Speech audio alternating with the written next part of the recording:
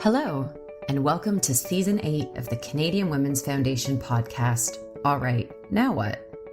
Gender equality and justice, where we live, work, learn, and play is the goal, and it makes life better for everyone. All Right, Now What? Remains a space where we ask, how do we move from awareness to action? But this season, we're also shifting the story.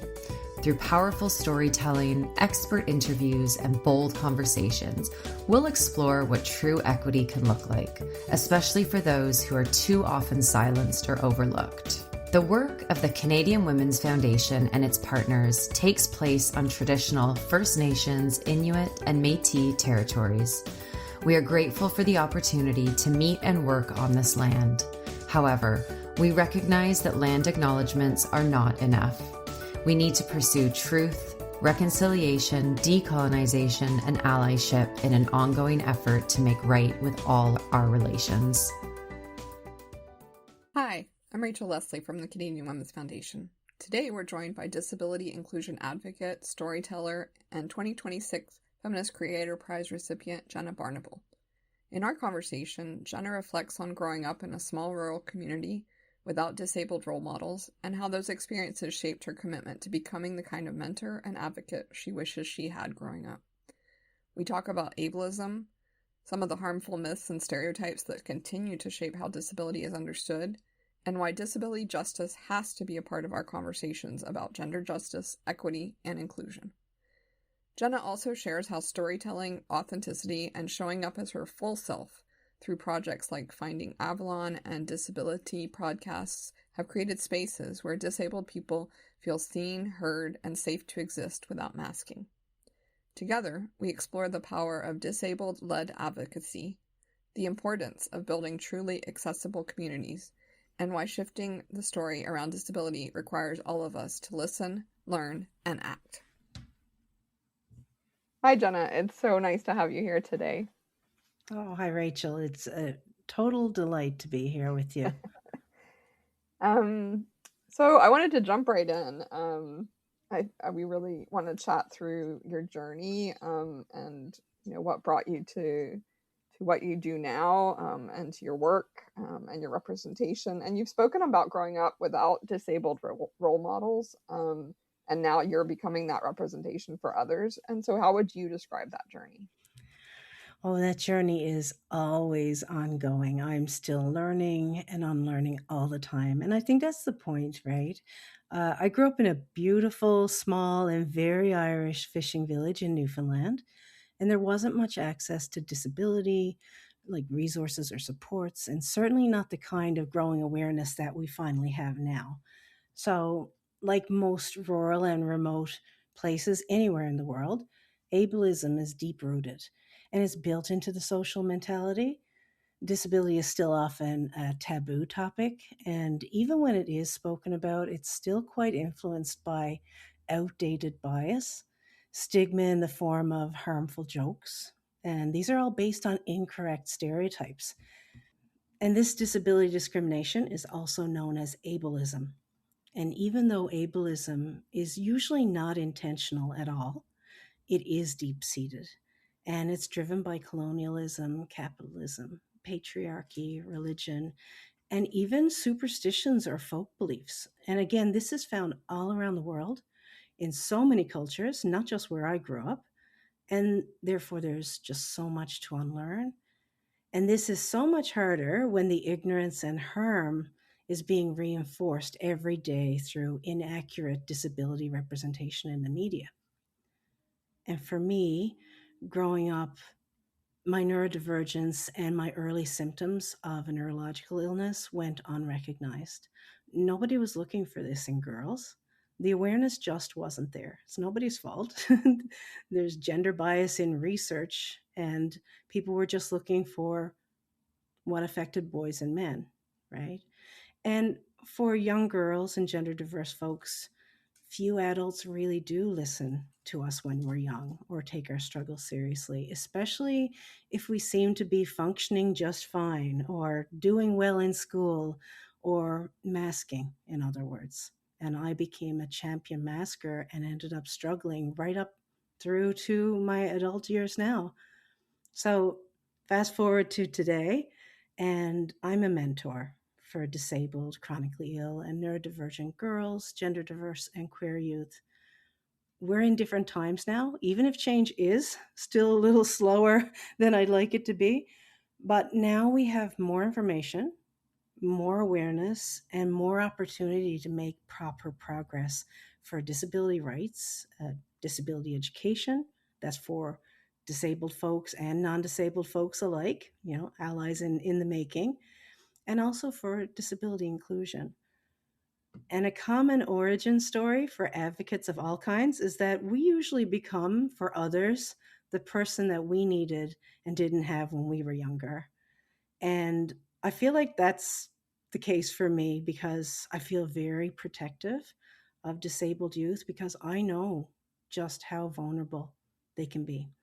They face increased risks of discrimination compared to their non disabled peers, risks of trauma that's completely avoidable.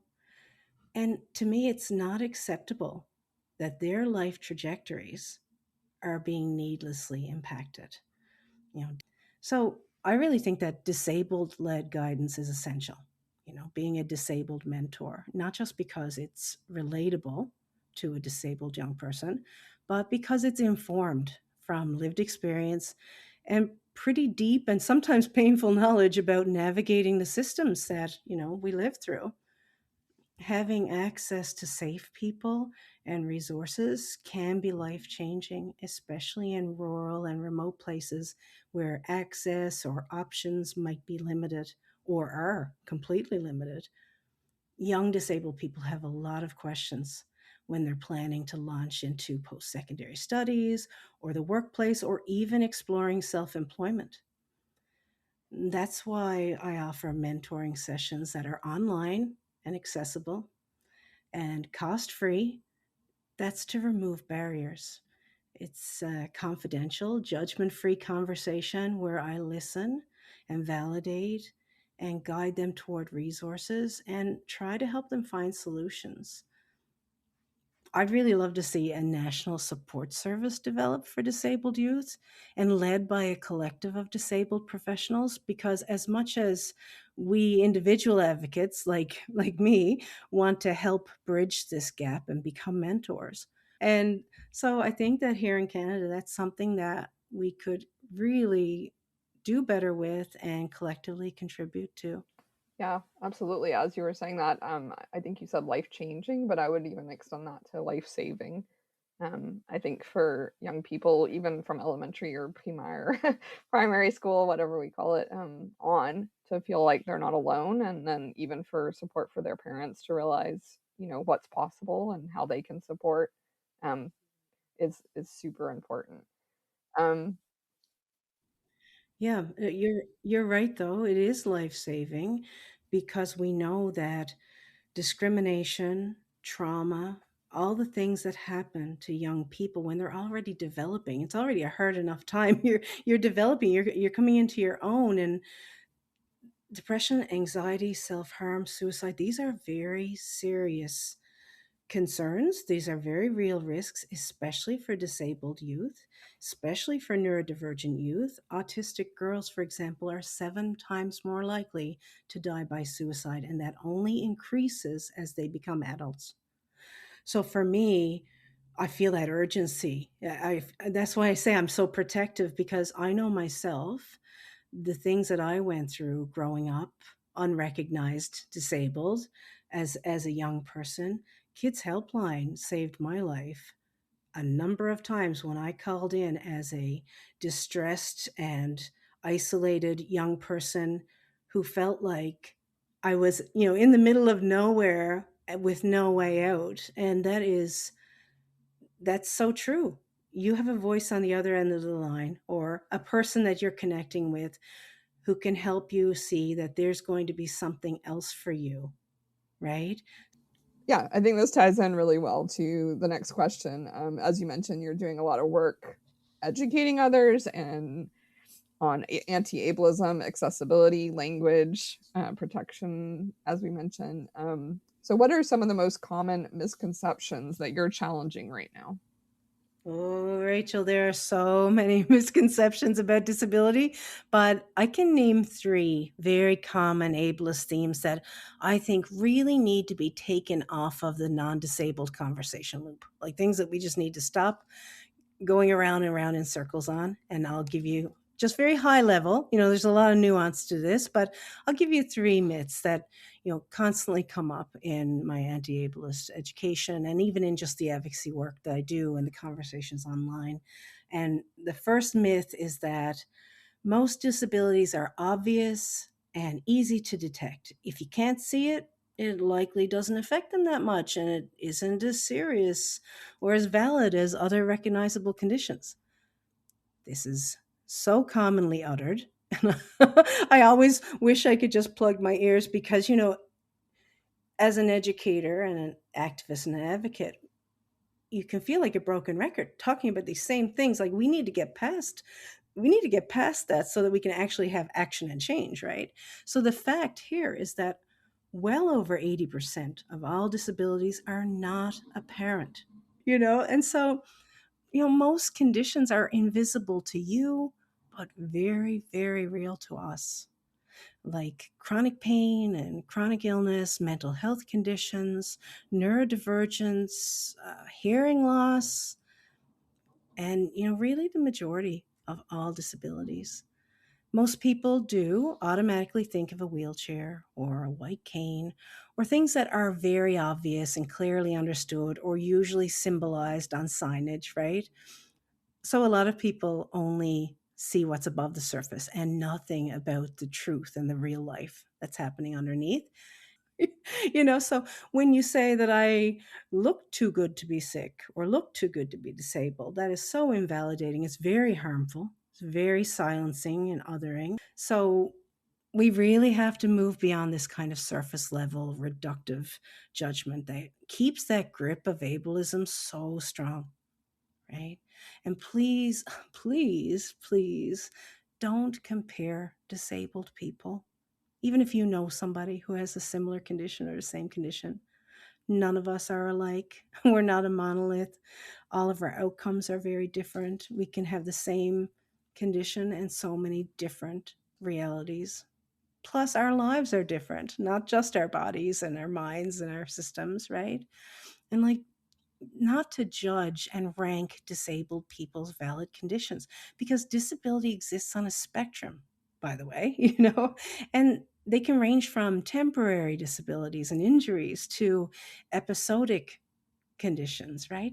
To chronic conditions. Chronic means it will keep going. It's constant. It's never going to go away, right? This is what chronic is. And that takes a lot of resilience to deal with when you don't know from one day to the next or hour to the next. And then finally, people have a really hard time understanding what dynamic disability is. Dynamic means constantly changing. It's shifting and changing all the time. I can't tell you what I will be like this afternoon. It's maddening. It's confusing for you. Can you imagine how frustrating and confusing it is for me to not know what my body is going to do, how I'm going to feel? How can I plan for a future and plan for life? The second myth is that, and this one is one that I'm sure anyone listening will recognize. They'll either have heard it from somebody else or they might have even thought it, because ableism is within all of us, right? Ableism is deep rooted. That disabled people are faking it for attention, that they can't really be in that condition, especially if it's a non-visible disability. And the other part of this myth is that most disabled people are just looking for special treatment or something extra or benefits. They don't want to work, and that us receiving accommodations is unfair to non-disabled people, right? So there's a lot. The fake claiming, and looking for special treatment, not wanting to work or study, and wanting to have something done special for us, and we shouldn't get it if everyone isn't getting it. This is a huge, huge, huge pillar of ableism. So I'll hit you with the fact, and there are multiple points to this fact, but when it comes to faking, we actually fake being well. We don't fake being sick or disabled. We are constantly masking and downplaying very concerning pain and symptoms for other people's discomfort, for your comfort, to avoid mistreatment and discrimination. Because when we even show a glimpse, we see what happens. We are definitely not looking for attention, especially not when we actually already receive so much harmful and negative attention as it is. We don't want to be attracting more. We already have to deal with navigating through a life full of barriers, dealing with our health, dealing with ableism, yes, dealing with the attention that comes with that, even when you're not seeking it. And then if you do raise an issue, then you're a troublemaker or a problem causer or a complainer. So many disabled, chronically ill, and neurodivergent professionals truly want to work. So, like, saying that we don't want to work, it is so untrue. I talk with hundreds and hundreds of disabled people all year, every year. The grief that is connected with not being able to work is massive, on top of everything else we deal with, right? And that reality also includes physically unsafe workplaces, psychologically unsafe workplaces, failure to provide even the most basic accommodations, barriers to opportunities once you do have the job, opportunities to advance, being left out, being underpaid because you're disabled, and also being ostracized sometimes because people in the workplace aren't comfortable with disabled coworkers. Yes, even in 2026 here in Canada, this is a reality. Disabled people, we are skilled and we are dedicated and we are innovative and we want to work. And not being able to work because of our health or because of the ableist barriers that just automatically assume and make a decision for us to block us out, all of this completely breaks our hearts. It breaks our hearts. And when it comes to the part of the myth about disability benefits, oh, you just want to get something for nothing. You don't want to work. You just want benefits. You want something that we can't get. The reality is very grim. The reality is that these benefits that we're talking about are very inadequate. They are not easily accessed. They can take years in circular attempts to try to qualify. The reality is that many disabled people live far below the poverty line as it is, and benefits don't even touch their needs, right? And finally, the last part about this myth is that disabled accommodations and accessibility is not special treatment at school or at work. Disabled rights are human rights. I want to say it again. Disabled rights are human rights. Us receiving accommodations is not taking away from other people. We want you to get the supports you need too. If by chance you become sick or injured or disabled in any way, you also deserve that support. You deserve accommodations. And if hearing me say this, that this is not special treatment, if hearing me say this makes you feel uncomfortable or makes you feel like, indignant about it, that is a very clear sign that you have a lot of work to do on your inner ableism. And I don't even just say this to non-disabled people. Disabled people also have a lot of internalized ableism because we're washed with the same messages from media and from, social culture and from everyone we know, everything we hear.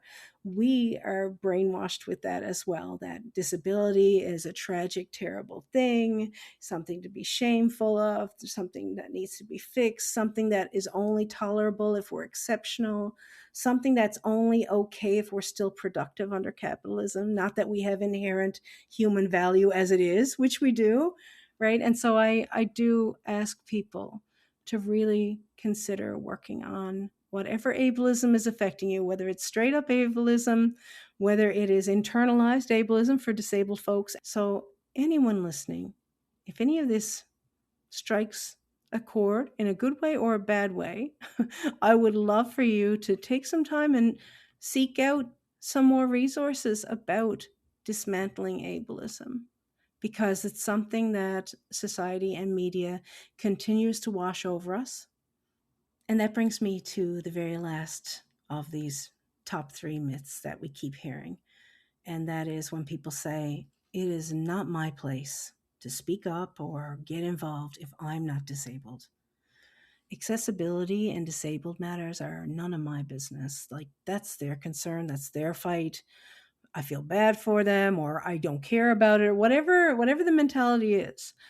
It doesn't impact me, and why should I get involved or care? And I would say, as somebody who really believes in people, that we can all do better, And I understand sometimes there's a knee-jerk reaction, when you're coping with enough in your life and there's a lot going on. Just look at the media, look at the world that we're in right now.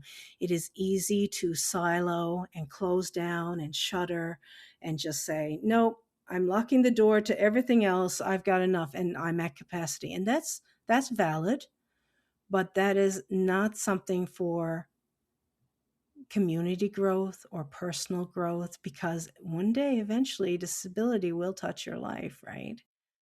And so the fact is that every single person alive today can and will develop disability at some point in their lives, whether that's through illness or injury, or the most common cause, naturally aging into disability. We're human. That's what we do. If we're lucky enough to live a long life, we are going to age into disability. So disability inclusion and rights and accessibility affects us all. And that makes it everyone's business. So by that token, anti-ableism is for everybody. Anti-ableism and speaking up when we see barriers to dignified human treatment or safe, accessible spaces, these are things that we all have a duty and a right to act upon. It doesn't need to affect you directly to become something you care about. We disabled folks want and we need allies. And when I talk about allies, it's not just somebody who, of course, feels for whatever cause it is. And in this case, it would be anti-ableism and inclusion and accessibility. We actually need people who will act with us. They're guided by us, right? You're not speaking for us. The principle of the disability community is nothing about us without us. And that's what a good, solid ally does. It's not about them. They're not the star. They're the supporting character who has so much value as our supporter and our ally. And you can speak up in an appropriate way that you've learned through anti-ableism education and through your conversations with disabled people. When I say that we want and we need allies, I say that because we cannot do this alone. We can't. It takes an entire community of loved ones and neighbors and colleagues and everyone to actually make real change. So to all of our allies and our allies in training, and even people who just, they're curious, they want to learn more, or people who are really into the social justice space and want to broaden their support, I really would ask to look at anti-ableism training for yourself and self-guided, and then be guided by us as well when you have questions, but also don't expect us to do the emotional labor of constantly being your teachable moment, because that is something that disabled people also have to carry, right?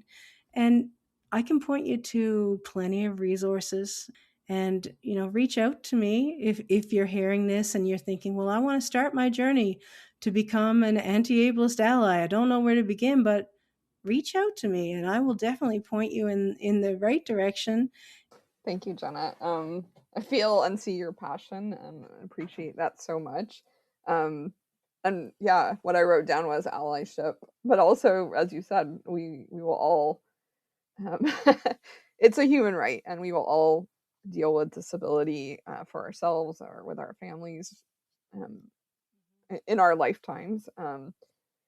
And I guess, yeah, the other thing I wrote down was don't negate someone's experience when they aren't masking, when they are open and feel like they can share with you, that you don't come back with no, that's not right. Yeah, um, it's yeah, yeah, that it's a very yeah, human knee-jerk that's fine. reaction to want to negate or debate, and that's all about ego and power and and also, insecurity. Um, yeah, if people could just pause, give themselves a 30-second pause instead of listening to respond, listen to digest, listen to understand. But if you just take a second and really hear that person and listen to them and validate them, two things can be true at once. This person's experience is valid. I will switch now, as you mentioned your podcast, and I'll quote you to you, Jenna, if that's okay. You said, "There's power in the stories we share. When we tell our stories in solidarity, we are empowered to create meaningful change for safe, inclusive communities."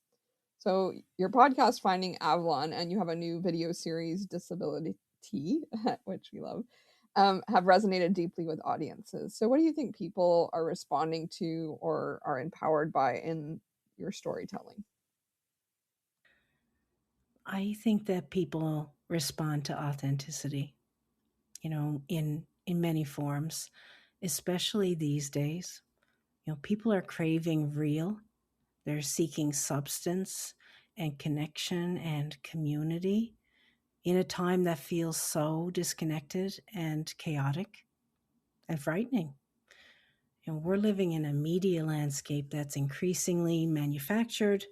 We are consistently being manipulated with disinformation in the media.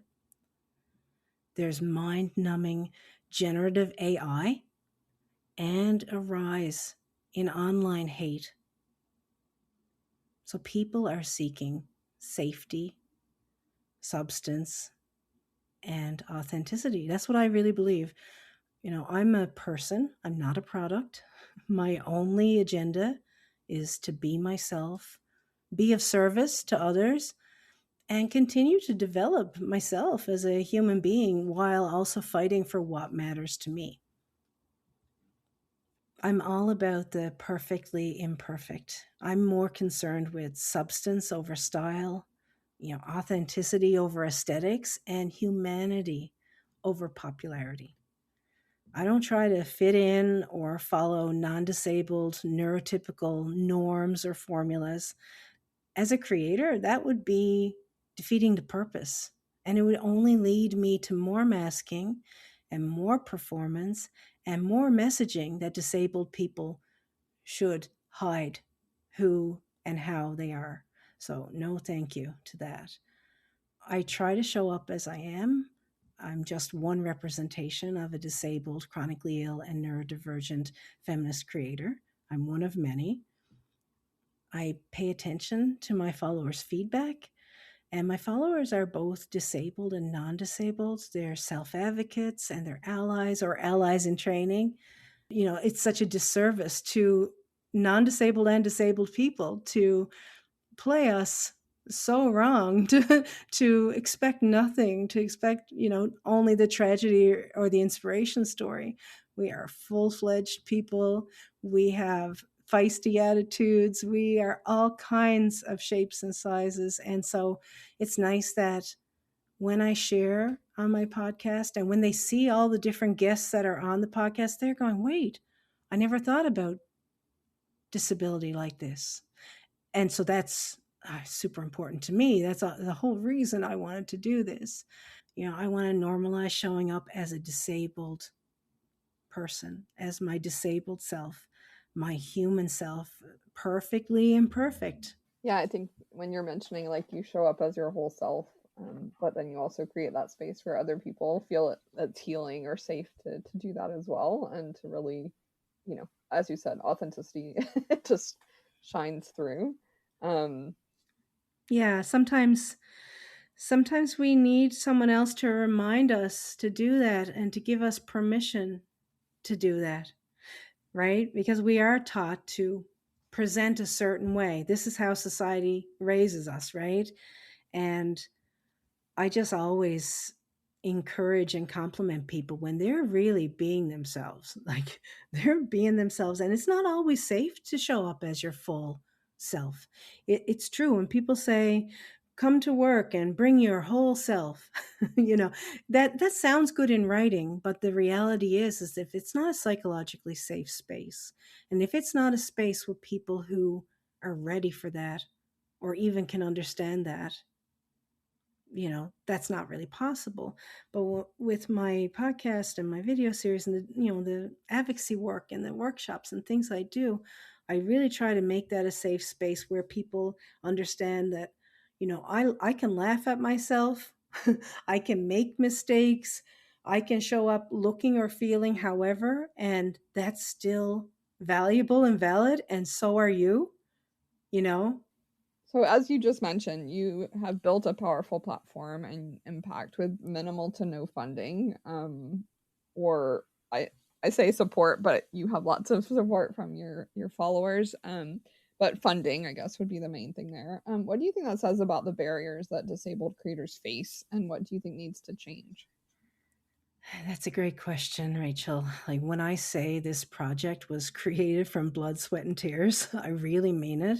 There was a massive amount of work and learning, everything from the financial cost to building everything from scratch, wearing all the hats, like I said, all while navigating life being disabled and unwell.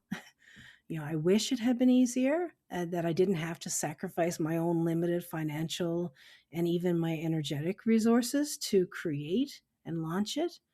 But I'm also really proud of what I did, just from grit and determination alone. But that's the reality for disabled creators who are almost always under resourced and unsupported. For sure, this approach is not sustainable for any creator, but especially for disabled, chronically ill, and neurodivergent creators. Before I decided to go the grassroots indie route, I had tried for years unsuccessfully to get grants or assistance to make Finding Avalon and its projects a reality. Years. Unfortunately, provincial and national funding bodies are pretty inaccessible and not at all easy to navigate if you're disabled. Even when these programs or opportunities are advertised loudly as inclusive and accommodating, I quickly and repeatedly discovered that it was lip service that led to nowhere, unfortunately. And this is not just an inclusion integrity issue, it's ableism in these systems. Services, support, and specific accommodations were offered and promised only to never be acted upon. It's absolutely gutting and demoralizing, not to mention exhausting for a disabled creator. For me, I'm chronically ill. I'm also disabled. I'm also autistic, right? But I also have grant writing experience. I have years of experience in the arts and cultural world. And so for me to have to go through this fruitless path full of barriers and full of promises but no real action to back up those words in the processes, that just it just gave me the message that I didn't matter, right? Needless to say, disabled people shouldn't be experiencing wall after wall like this, or the financial hardship to say, okay, well, if no one's going to back me and no one believes in me and no one is listening, then I'll do it myself with what limited resources I have, or I'll go without this year to make this happen. We shouldn't have to sacrifice and suffer to be able to equally participate and contribute to Canada's cultural and educational and societal services. This is where you have that stubborn self-belief that a lot of maverick creators and marginalized creators show up with, right? Even with the lack of funding and support. I still did that. like all on my own. And I am proud of that. I shouldn't have had to suffer to do it, but I'm proud of what I created. That's how strongly compelled I feel as an advocate and a change maker and an activist, like to be of service. Disabled voices belong in the media. They belong in the community. They belong in your living room. they belong in your workplace, right? They belong on your social media feed. And disabled voices need to be represented accurately and with dignity and in all of our technicolor truth, right? And Rachel, there's so much more that I want to do, so many projects that could also have an impact that's of value to Canadians, the way that this project has shown itself to be. But realistically, this is not negative thinking. This is real lived experience. Realistically, I can't move forward without accessibility and equity in opportunities that are being offered to everyone else. And it does make me wonder how many disabled creators and brilliant artists and life changing educators will never have a chance to make a contribution or to create change with what they have inside of them to offer, right? And my housing or my food or my medical costs, I'm already going without to bring this to the world, right? The exposure and the practical financial support that came with the Feminist Creator Prize really makes me feel so hopeful. It was so exciting and such an honor to receive, to be validated, but also I'm a pragmatic person. I'm trying to create this. And so now I go, oh, what a relief that I can recoup at least a portion of last year's operational and equipment costs with the prize money. But I'm not really sure what I'm going to do about this current year's costs, right? If I'm lucky, maybe I'll find a generous benefactor or kind donors who want to help me cover future basic or current and future basic operating costs so my work can continue. But it's a dicey game when you're disabled and under resourced, and it means so much to me as a creator not only to have the powerful feeling of recognition and being seen as a disabled feminist creator, but also to know that financially I can make it possible. Someone believes in me. Somebody wants to back me and say, keep going. There's no words for that. And I do have to say, I did find the awards program very accessible, very supportive, super easy to navigate. And that was so refreshing after everything I've just described to you, right? That I've gone through. Other organizations have so many obstacles. And I think there's only been maybe 3 or 4 examples that I could think of that were anywhere close to how accessible the Feminist Creator Prize process was for the people who nominated me. They told me, well, that was so easy. That was easy for me to do, straightforward. And then as a nominee to be able to submit, I guess, the materials I submitted, and to know that if I needed something in a different format or if I needed support, it really was there. And it was, right?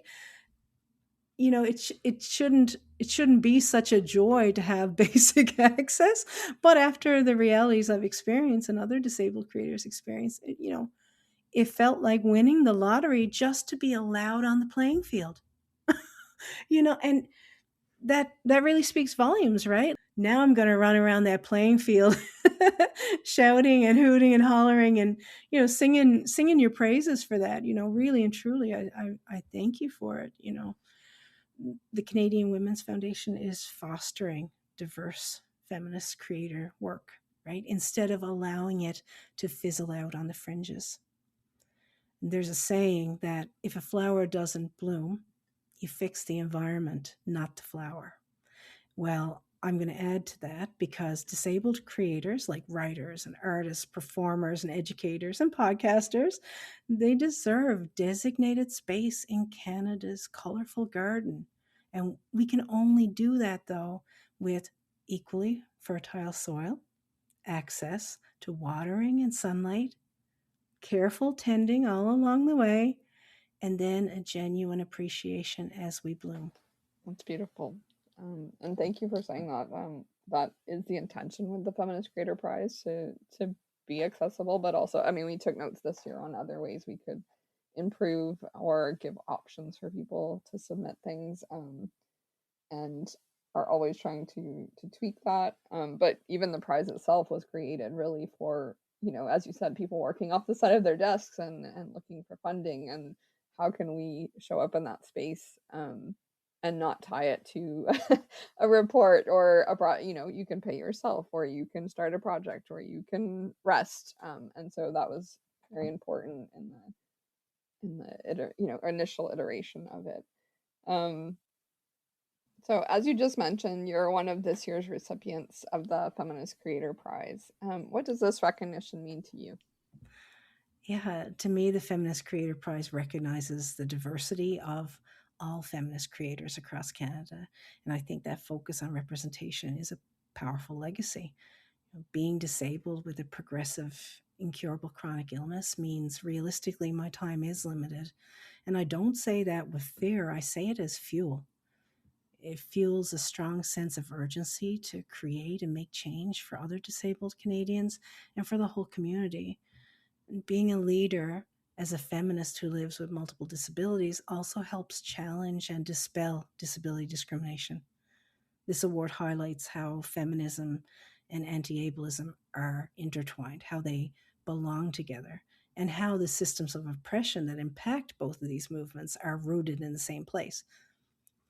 I also want to say that how proud I am to be selected as a Newfoundlander and Labradorian who's now living in Nova Scotia. I'm representing for the very often underrepresented region that I come from, a place that I'm so proud to call home, Atlantic Canada. And I really want to applaud the Canadian Women's Foundation for leading and championing an awards program like this that showcases such diversity of Canadian feminists.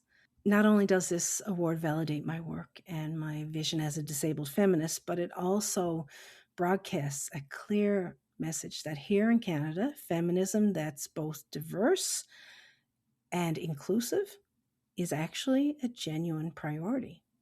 And as a disabled and intersectional feminist, this award feels like belonging. It feels like healing. It also feels like justice.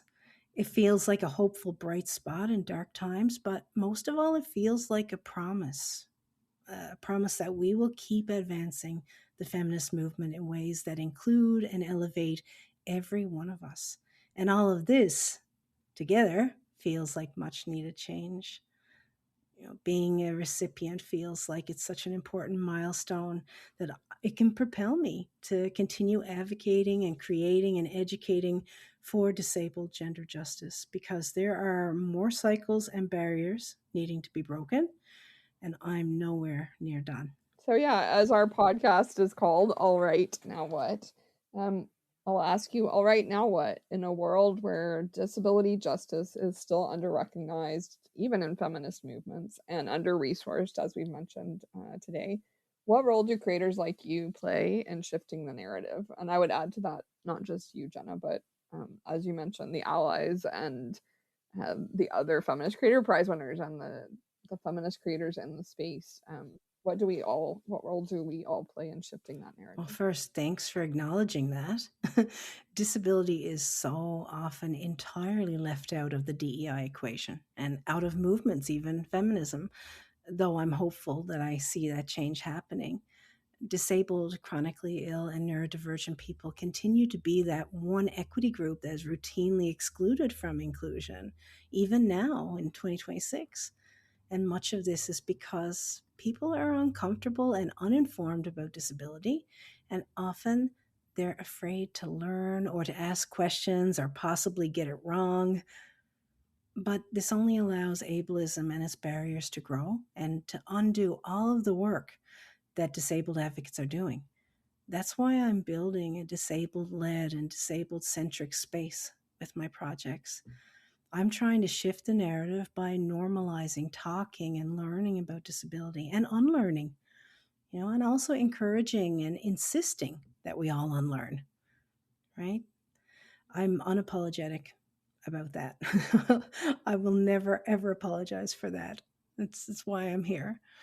I'm trying to make this a safe space for everyone, both disabled and non-disabled folks, to learn and to work together for change, especially around disabled gender justice.